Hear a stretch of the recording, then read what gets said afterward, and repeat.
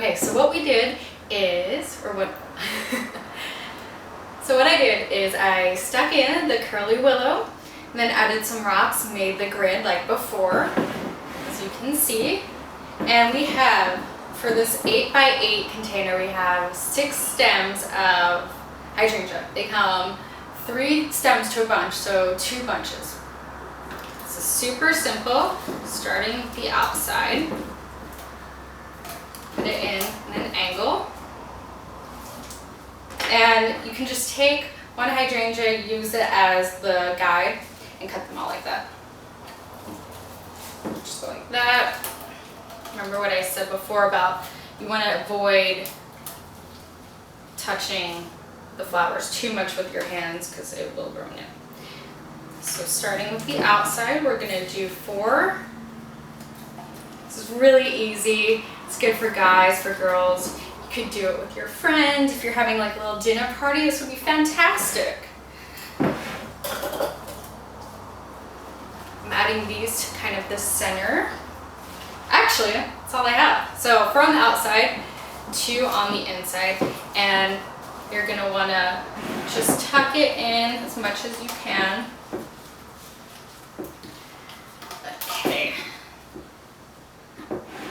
And this would be beautiful if you are on a budget. This is so great. So an arrangement, square glass, something fun on the inside, and just hydrangea on the outside. You could do rows of those. It would be good for a cocktail party. If you're having a guest stay, this is great to leave by their bedside. Just do a mini one. Really nice.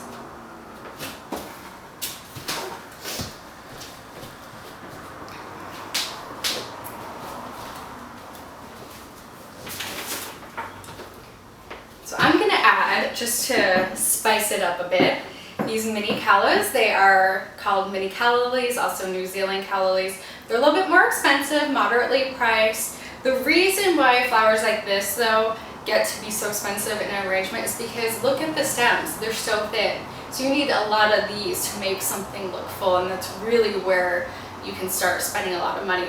So with hydrangea, because it is rather inexpensive for what you get a lot of bang for your buck, this is a good way to add accent flowers that you really love.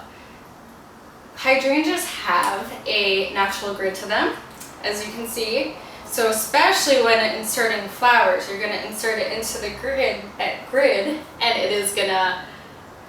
you're going to insert it into the grid, and it will make sure it stays. So everything in design looks better in odd numbers. We're going to take 3 and just insert it into the hydrangea. As you can see, I'm not putting it in between. It's mostly for a design aspect. Also, it'll fall out easier. So 3 next to each other. You can do this pretty fast. Just kind of stick it in there. And you don't really look, it's more about feeling, so you kind of just wiggle your way. And I like things a little bit more random in design. I don't like super symmetric stuff, but some people do.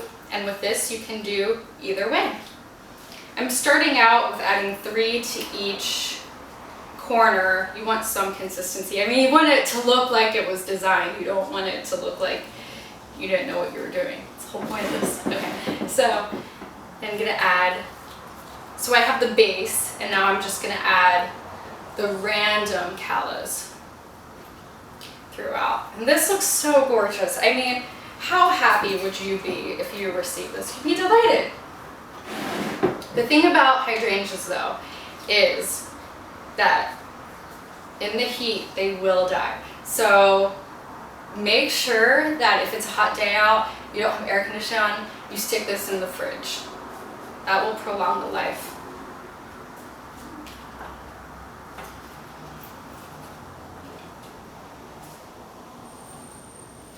Okay, I'm kind of just using whatever we have here.